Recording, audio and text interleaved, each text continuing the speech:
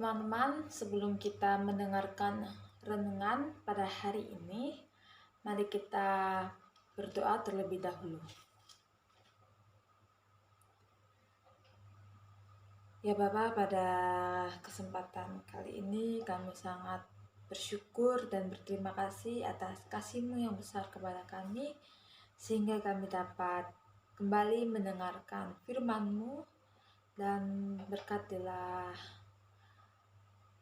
saya yang akan menyampaikan renungan firman ini, kiranya saya bisa menyampaikannya dengan baik ya Bapa.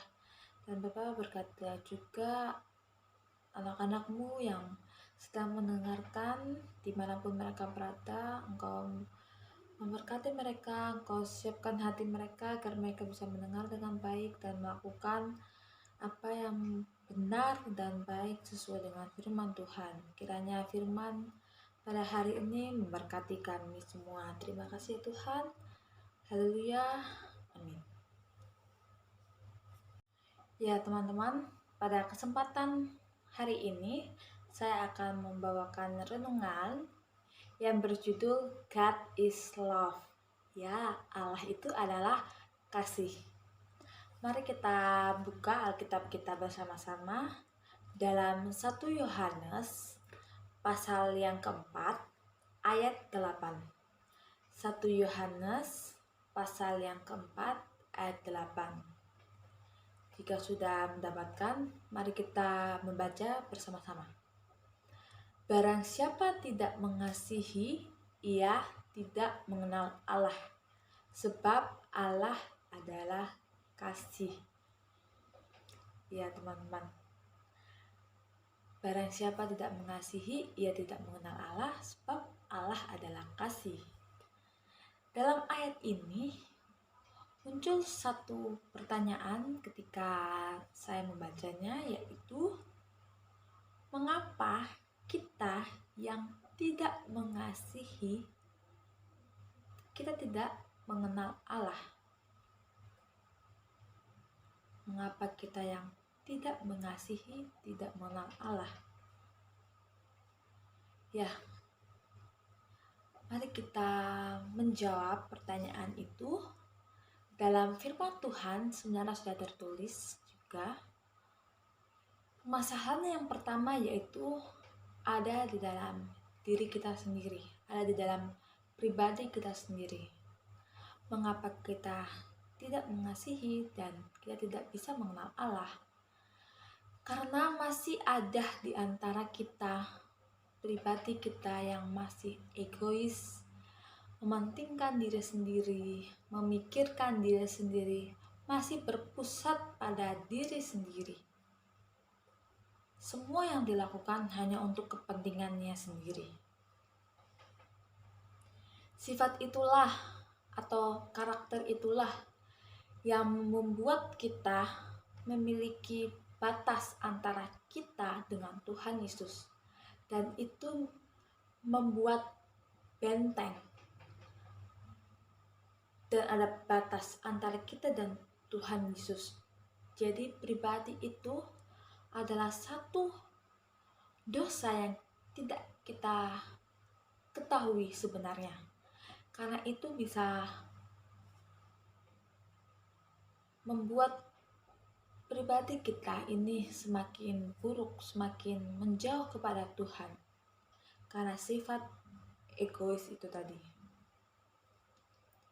Karena benteng itu antara kita dan Tuhan Yesus, kita tidak dapat mengenal siapa Tuhan Yesus itu. Kita tidak dapat mengenal siapa Allah itu yang benar, siapa pribadinya itu. Karena ada benteng yang menghalangi kita, yaitu sifat egois itu tadi, sifat mementingkan diri sendiri. Mari kita baca bersama dalam kitab Markus 12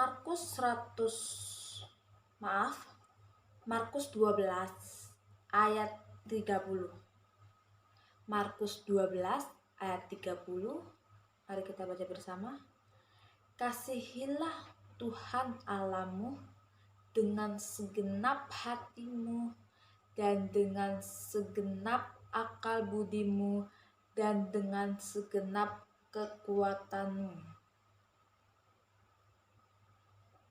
Ya, maka dari itu kita harus mengasihi Tuhan Allah kita dengan segenap hati, karena yang dari pertama itu munculnya dari hati kita. Setelah hati kita memikirkan kasih itu, maka akal budi kita, pikiran kita juga akan mengikuti hati nurani kita. Setelah kita berpikir, maka kekuatan kita juga ikut melakukan. Kekuatan kita itu dalam dukungan tindakan, bukan hanya sekedar kata-kata, tapi kita harus bertindak mengasihi. Ada hukum kasih yang pertama, itu sudah tertulis di Alkitab dengan jelas bahwa kasihilah Tuhan Allahmu. Ini adalah cara yang pertama yang harus kita lakukan. Kasihilah Tuhan Allahmu. Jika kita mengasihi Tuhan, maka sifat kita yang buruk ini akan berubah, karena di dalam hati kita ingin mengasihi Tuhan lebih dalam lagi. Maka cara langkah yang pertama adalah kita harus mengasihi Tuhan, kita harus mengenal Tuhan. Bagaimana Tuhan Yesus itu pribadinya. Melalui dari hati segala sesuatu akan berubah, melalui dari pribadi diri kita sendiri. Dan hukum kasih yang kedua, mari kita baca bersama dalam Markus 12. Dalam Markus 12 ayat 31. Markus 12 ayat 31 berbunyi, dan hukum yang kedua ialah kasihilah sesamamu manusia seperti dirimu sendiri. Tidak ada hukum yang lain yang lebih utama daripada kedua hukum ini. Kedua hukum, yang pertama mengasihi Tuhan dengan segenap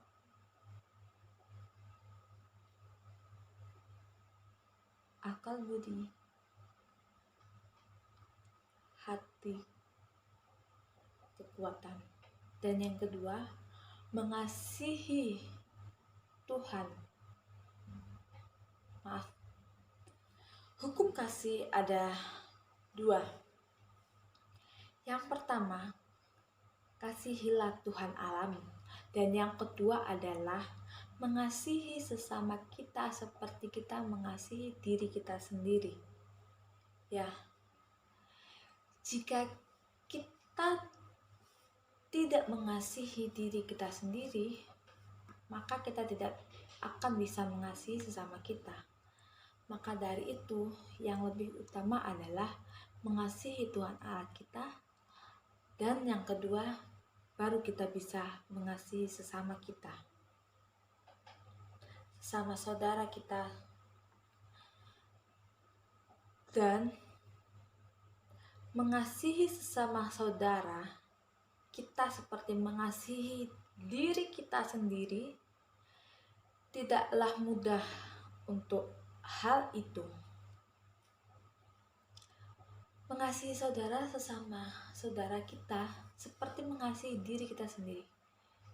Wow, kita bisa lihat kan? Jadi kita harus mengasihi saudara kita seperti kita mengasihi diri kita sendiri. Seperti apa yang kita lakukan terhadap diri kita sendiri, kita juga harus memperlakukan saudara kita seperti itu. Dan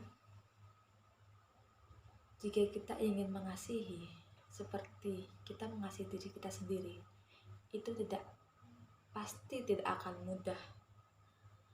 Pasti pasti tidak akan mudah. Ada tantangannya, ada challenge yang harus kita hadapi, dan pasti ada sesuatu yang harus kita korbankan.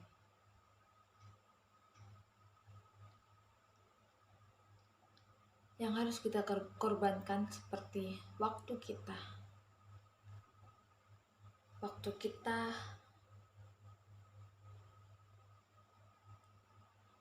korbankan demi saudara kita dengan cara kita mendoakan mereka. Kita mendoakan mereka 10 menit, 15 menit. Kita masih mengasihi mereka. Kita memberikan mereka apa yang kita miliki. Tidak banyak, tapi itu cukup bagi mereka. Kita tidak melupakan mereka dalam jiwa rohaninya, dalam tubuh rohaninya, yaitu mendoakan dan mencontohkan mereka dengan baik, yaitu semuanya melalui diri kita sendiri. Jika kita melakukan apa yang terbaik, maka kita bisa dicontoh oleh orang di luar sana. Dan pengorbanan itu tidaklah mudah, teman-teman. Karena di setiap pengorbanan kita harus bisa ikhlas untuk mengasihi sesama kita. Pengorbanan melalui anaknya yang tunggal, yaitu Yesus Kristus, yang mau menebus kita. Jadi sebelum kita bertindak, Tuhan sudah terlebih dahulu memberikan kita teladan, memberikan kita contoh bahwa mengasihi bukan hanya sekedar kata-kata, tapi tindakan kita, apa yang kita lakukan. Seperti Tuhan Yesus yang rela datang ke dunia untuk mengorbankan seluruh hidupnya demi semua anak-anak yang ada di dunia ini. Dia menebus kita. Dia rela mati di kayu salib. Seperti yang ada tertulis dalam kitab Yohanes 3 ayat 16, karena begitu besar kasih Allah akan dunia ini, sehingga ia telah mengaruniakan anaknya yang tunggal, supaya setiap orang yang percaya kepadanya tidak binasa, melainkan beroleh hidup yang kekal. Ya, Tuhan Yesus datang ke dunia. Dari awal dia lahir, dia datang untuk melayani kita. Dia tetap melayani, walaupun dia adalah raja di atas segala raja, tapi dia melayani kita dengan segenap hatinya. Dan Tuhan datang ke dunia ini untuk melayani kita, bukan untuk dilayani. Mari kita baca bersama dalam Matius 20 ayat 28. Matius 20 ayat 28 berbunyi, sama seperti anak manusia datang bukan untuk dilayani, melainkan untuk melayani dan untuk memberikan nyawanya menjadi tebusan bagi banyak orang. Itu adalah suatu pengorbanan yang luar biasa dan tak ternilai, kasihnya yang begitu besar untuk kita semua. Dia mengorbankan seluruhnya hingga nyawanya.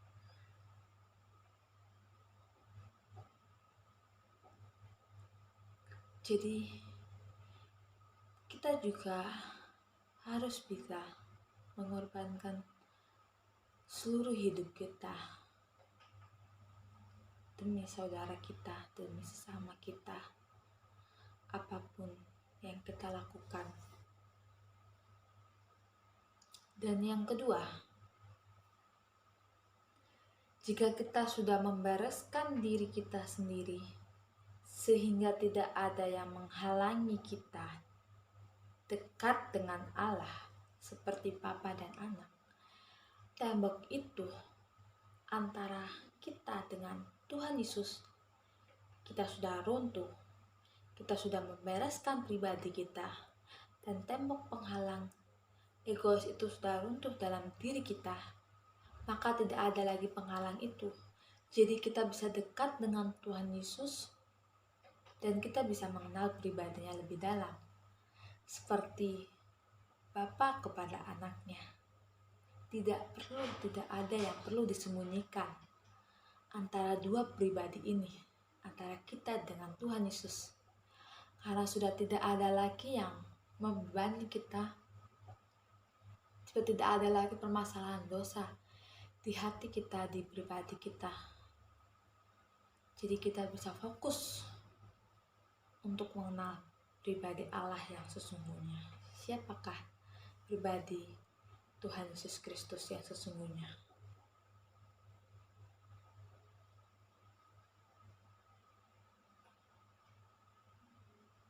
Jika kita mengenal Tuhan Yesus, pasti kita tahu bahwa Allah adalah kasih.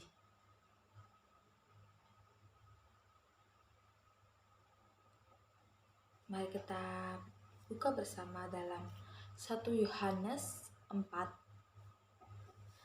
1 Yohanes 4 ayat 7 sampai 11. 1 Yohanes 4 ayat 7 sampai 11. Mari kita baca bersama-sama dengan perikop Allah adalah kasih. Ayat 7. Saudara-saudaraku yang kukasihi, marilah kita saling mengasihi, marilah kita saling mengasihi, sebab kasih itu berasal dari Allah.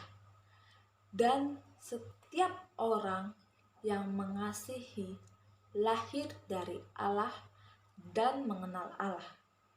Barang siapa tidak mengasihi, ia tidak mengenal Allah, sebab Allah adalah kasih. Dalam hal inilah kasih Allah dinyatakan di tengah-tengah kita, yaitu bahwa Allah telah mengutus anaknya yang tunggal ke dalam dunia, supaya kita hidup olehnya. Inilah kasih itu. Bukan kita yang telah mengasihi Allah, tetapi Allah yang telah mengasihi kita dan yang telah mengutus anaknya sebagai perdamaian bagi dosa-dosa kita. Saudara-saudaraku yang kekasih, jikalau Allah sedemikian mengasihi kita, maka haruslah kita juga mengasihi. Ya, di dalam kitab Yohanes 4 ayat 7-11 ini sudah dinyatakan, sudah tertulis dengan jelas bahwa pada dasarnya Allah itu adalah kasih. Allah adalah kasih bagi semua anak-anaknya. Dan jika Allah sudah memberikan contoh mengasihi, maka kita anak-anaknya harus ikut meneladani, harus ikut mencontoh mengasihi sesama kita, karena Allah sudah memberikan kasihnya dulu terlebih dahulu. Jadi kita harus bisa membagikan kasih itu kepada saudara-saudara kita. Dan poin yang ketiga, jika kita mengasihi saudara kita, jangan kita melihat seolah-olah dia saudara kita yang membutuhkan bantuan, tapi kita melihat saudara kita itu karena Allah. Kita melihat mereka yang membutuhkan kasih itu. Kita mengasihi mereka bukan hanya semata-mata dia sebagai manusia, tapi kita mengasihi mereka karena Allah terlebih dahulu mengasihi kita, maka kita juga mengasihi sama kita.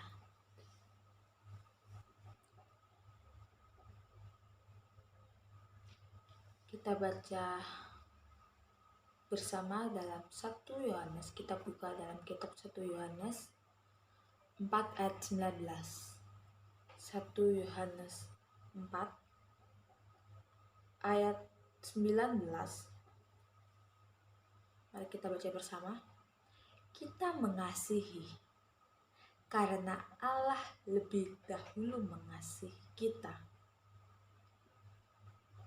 Kita mengasihi karena Allah lebih dulu mengasihi kita.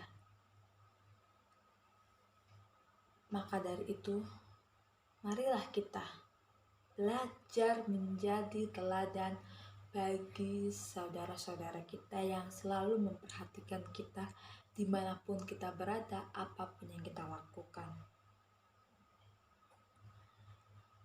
Menjadi teladan bagi orang-orang percaya dalam perkataan, dalam tingkah laku, dalam kasih, dalam kesetiaan, dan dalam kesucian. Dan yang terakhir,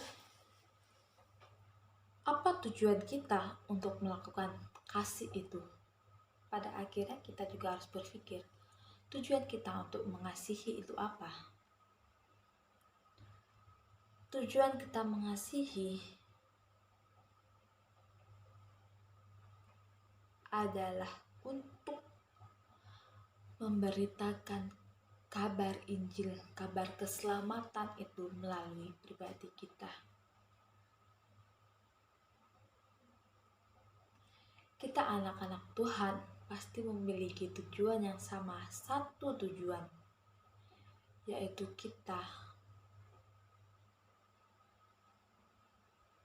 memberitakan Injil ke seluruh dunia sampai ke pelosok. Kita memberitakan Injil, memberitakan jalan kebenaran itu, jalan kebenaran melalui Yesus Kristus,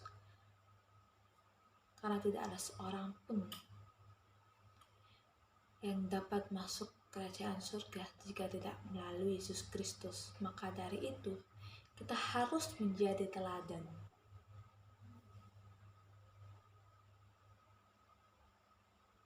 Menjadi teladan dan memberitakan kebenaran Injil itu tidaklah mudah. Mari kita baca bersama dalam Matius 28 ayat 19 sampai 20. Matius 28 ayat 19 sampai 20. Karena itu pergilah, jadikanlah semua bangsa muridku dan baptislah mereka dalam nama Bapa dan Anak dan Roh Kudus, dan ajarlah mereka melakukan segala sesuatu yang telah kuperintahkan kepadamu, dan ketahuilah, aku menyertai kamu senantiasa sampai kepada akhir zaman. Karena itu, pergilah.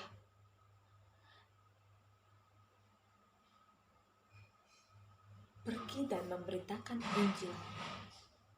Dalam kata pergilah menunjukkan bahwa kita harus siap pergi, meninggalkan zona nyaman kita, pergi dari kenyamanan diri kita.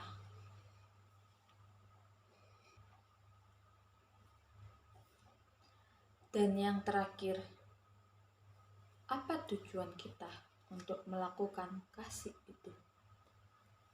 Tujuan kita mengasihi. Kita pasti melakukan satu tindakan itu pasti ada tujuan akhir dalam tindakan itu. Tujuan kita sama. Anak-anak Tuhan memiliki satu tujuan yang sama, yaitu memberitakan Injil itu, memberitakan jalan kebenaran itu kepada setiap saudara-saudara kita melalui diri kita. Mari kita baca dalam Matius 28 ayat 19 sampai 20. Matius pasal 28 ayat 19 sampai 20. Karena itu pergilah, jadikanlah semua bangsa muridku dan baptislah mereka dalam nama Bapa dan Anak dan Roh Kudus, dan ajarlah mereka melakukan segala sesuatu yang telah kuperintahkan kepadamu. Dan ketahuilah, aku menyertai kamu senantiasa sampai kepada akhir zaman. Dalam ayat ini kita dapat temui ada kata karena itu pergilah. Dalam kata karena itu pergilah menunjukkan bahwa kita harus siap keluar dari zona nyaman kita, keluar dari lingkungan kita untuk pergi memberitakan Injil kebenaran itu.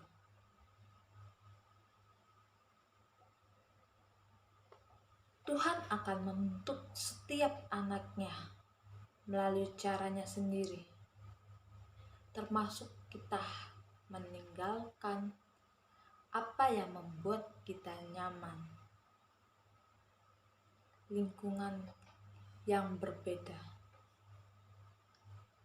dan Tuhan akan menguji kita melalui cara kita agar bisa bertahan hidup rohani kita dalam keadaan apapun. Jadi Tuhan pasti menguji kita melalui bertemu dengan teman-teman yang tidak sesuai dengan kita, melalui lingkungan yang berbeda, seperti kita keluar di lingkungan sekolah, kita berada di lingkungan yang berbeda.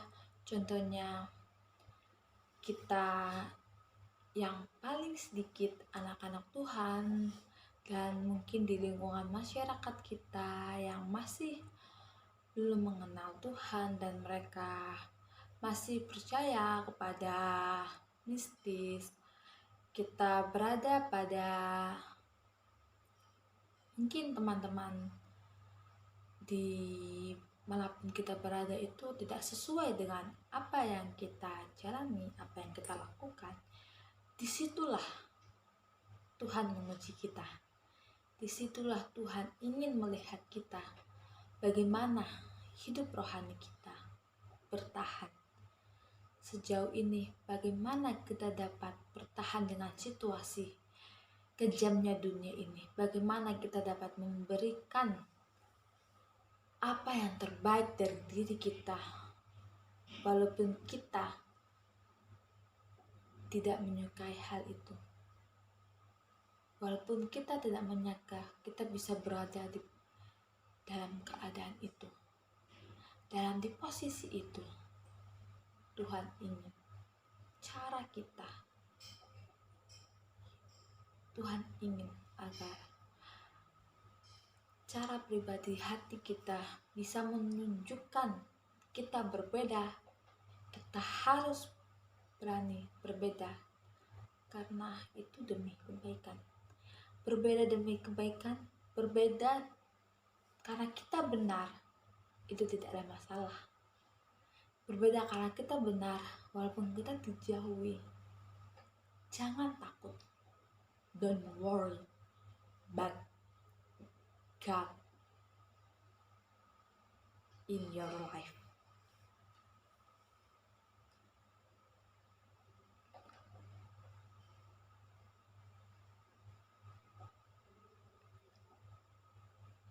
Karena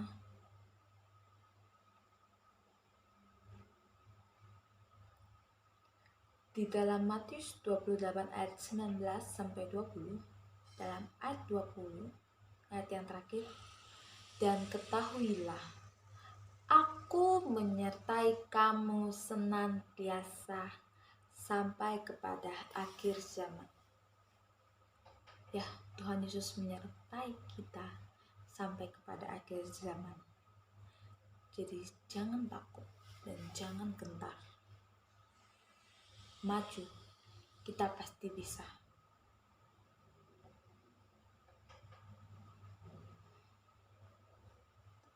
Kita buka lagi dalam kitab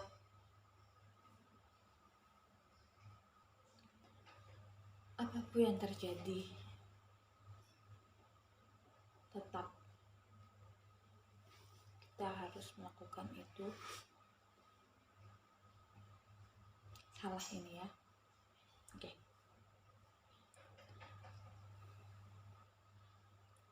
Ya teman-teman, mari kita buka bersama dalam Markus 1 ayat 16 sampai 18. Ini adalah salah satu contoh pengikut Yesus, murid Yesus yang harus kita contoh dalam Markus 1 ayat 16 sampai 18. Ketika Yesus sedang berjalan menyusuri danau Galilea, berjalan menyusur danau Galilea, ia melihat Simon dan Andreas, saudara Simon. Mereka sedang menebarkan jala di danau, sebab mereka penjala ikan.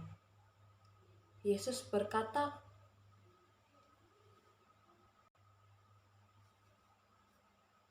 teman-teman, mari kita melihat satu contoh murid Yesus dalam kitab Markus 1 ayat 16 sampai 18.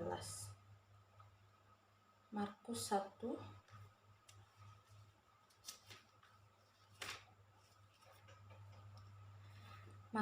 ayat 16 sampai 18. Mari kita baca bersama. Ketika Yesus sedang berjalan menyusur danau Galilea, ia melihat Simon dan Andreas, saudara Simon. Mereka sedang menebarkan jala di danau, sebab mereka penjala ikan. Yesus berkata kepada mereka, "Mari, ikutlah aku, dan kamu akan kujadikan penjala manusia." Lalu mereka pun segera meninggalkan jalannya dan mengikut Dia. Ya, jadi di dalam perikop Yesus memanggil murid-muridnya yang pertama ini di Galilea, di danau Galilea, Dia sedang melihat Andreas, saudara Simon, dan Simon. Para kedua murid ini langsung meninggalkan jalan mereka dan mengikut Yesus sebagai penjala manusia. Mereka meninggalkan jalan mereka, artinya mereka meninggalkan pekerjaan mereka. Tidak hanya itu, pekerjaan adalah satu-satunya cara untuk mereka bertahan hidup. Mereka tidak memikirkan panjang apa yang mereka makan dan apa yang mereka minum ke depannya. Mereka meninggalkan satu-satunya pekerjaan menjadi nelayan itu dan mengikut Yesus sebagai penjala manusia.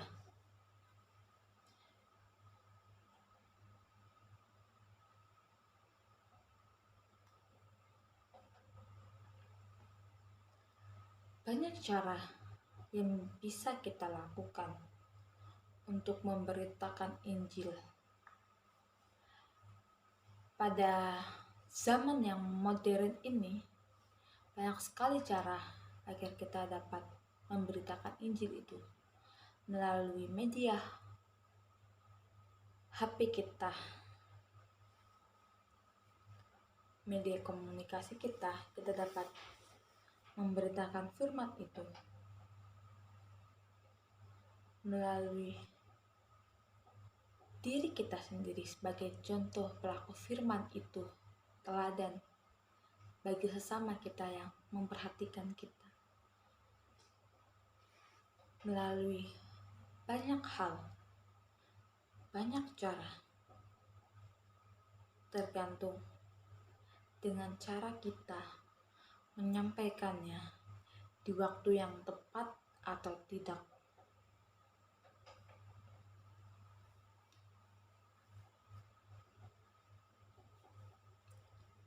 Waktu yang tepat atau tidak itu kita bisa mendapat jawabannya jika kita benar-benar mengenal Allah. Jika pribadi hati kita bisa menjadi dekat dan bisa mengenal Allah, Bapa kita, maka kita akan tahu waktu yang tepat bagi kita. Apa yang harus kita lakukan? Apa tujuan kita? Motivasi kita? Apa cita-cita kita? Semua itu Tuhan sudah atur. Tuhan sudah merencanakan semua indah dan tepat pada waktunya.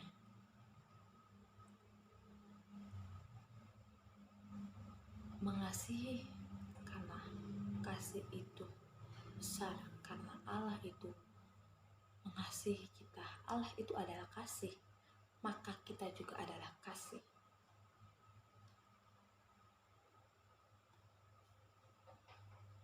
Kasih yang kekal, yang tidak pernah habis, tidak terbatas habisnya, yaitu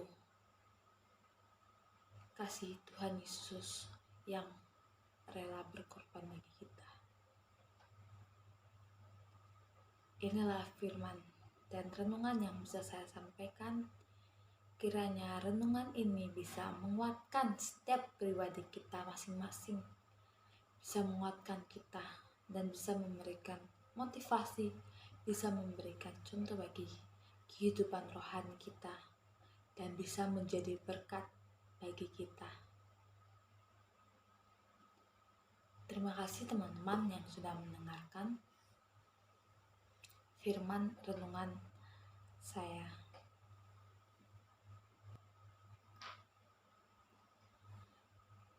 Inilah yang bisa saya sampaikan renungan saya pada hari ini.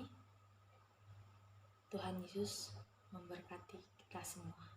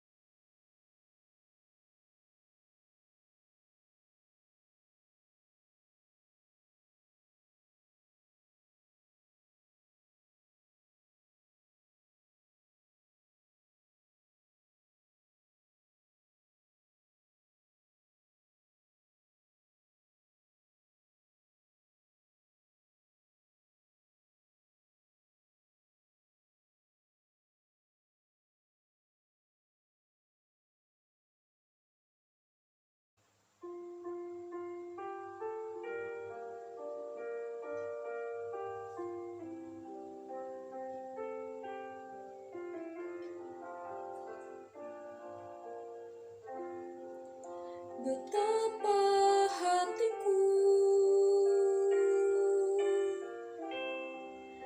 Berterima kasih Yesus, Kau mengasihiku, Kau memilikiku. Hanya ini Tuhan persembahanku, segenap hidupku, jiwa dan ragaku, sebab tak ku miliki harta kekayaan yang cukup berarti untuk ku persembahkan. Hanya ini Tuhan permohonanku, terimalah Tuhan persembahanku, jadikan hidupku sebagai alat-Mu seumur hidupku. Betapa indahnya cinta kasih-Mu, oh Tuhan. Kau yang memilihku, Kau yang membimbingku. Hanya ini Tuhan persembahanku, segenap hidupku, jiwa dan ragaku, sebab tak ku miliki harta kekayaan yang cukup berarti untuk ku persembahkan. Hanya ini Tuhan permohonanku, terimalah Tuhan persembahanku, jadikan hidupku sebagai alat-Mu seumur hidupku. Jadikan hidupku sebagai alat-Mu seumur hidupku.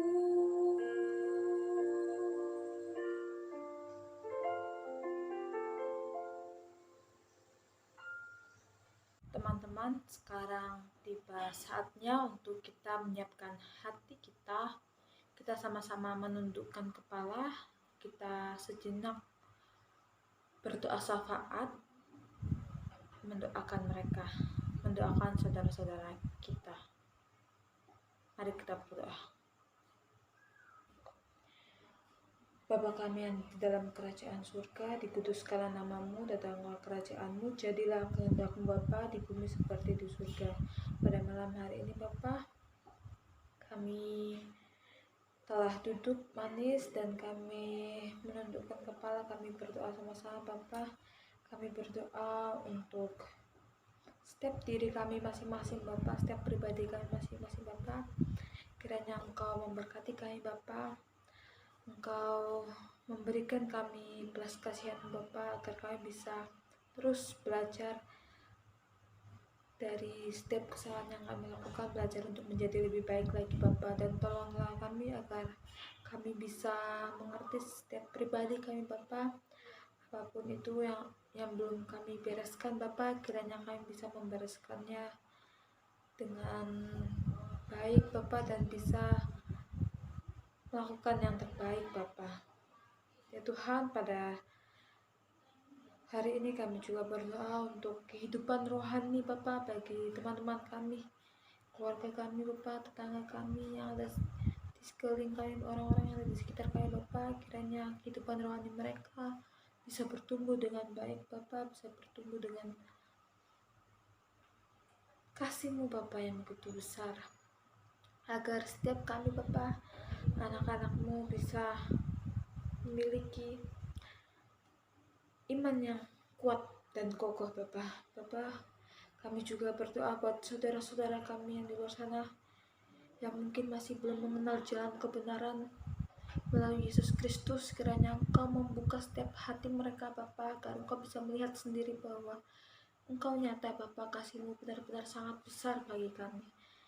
Ya Tuhan, kami juga berdoa buat saudara-saudara kita yang masih kesusahan, yang masih sedang mencari Bapak, yang masih dalam kekurangan. Tolong Bapak, gerakkanlah setiap hati anak-anak Bapak yang bisa membantu agar mereka bisa menolong Bapak, memberikan kasih-Nya melalui apapun yang mereka miliki Bapak, dan gerakkanlah hati setiap kami Bapak agar kami bisa untuk memberi Bapak. Dan tolonglah mereka, berikanlah mereka kesehatan Bapak, dan berikanlah mereka kekuatan untuk menjalani segala hari-hari dengan baik Bapak. Dan Tuhan Yesus, pada kesempatan hari ini kami menyerahkan segala doa sahabat ini Bapak ke dalam tangan-Mu. Kiranya doa ini Bapak, Engkau menurunkan kasih setia-Mu Bapak, sehingga doa ini bisa Bapak, bisa mengalir untuk saudara-saudara kami di luar sana. Terima kasih Bapak, kami juga akan mengakhiri renungan kami pada hari ini. Kiranya segala renungan, pujian, penyembahan ini menjadi berkat bagi kami semua yang mendengarkan. Terima kasih ya Tuhan. Kami sangat mengucap syukur, kami berdoa dalam nama Tuhan Yesus. Haleluya.